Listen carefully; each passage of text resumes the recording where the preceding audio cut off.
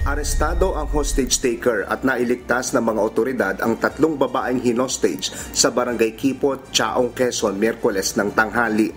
Batay sa investigasyon ng Quezon Police Provincial Office, pilit umanong pinababalik ng sospek na si alias Ped, 44 na taong gulang, ang kanyang asawa ngunit ayaw na nitong makipagbalikan.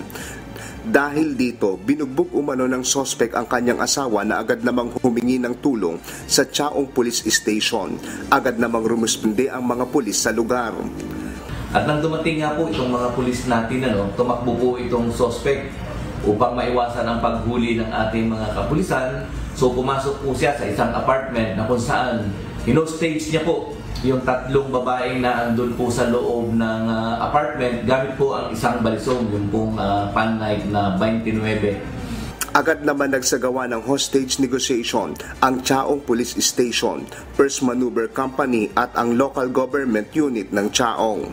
Makalipas ang ilang oras na negosasyon, pumayag ang sospek na pakawalan ang mga hostage kapalit ng tricycle na gagamitin ito sa pagtakas.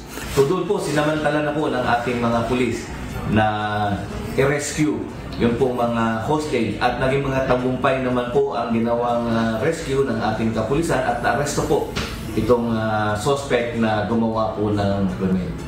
Agad na dinala sa ospital ang mga biktima na nangailangan ng atensyong medikal. Japet Cablayda, humahataw sa balita ngayon.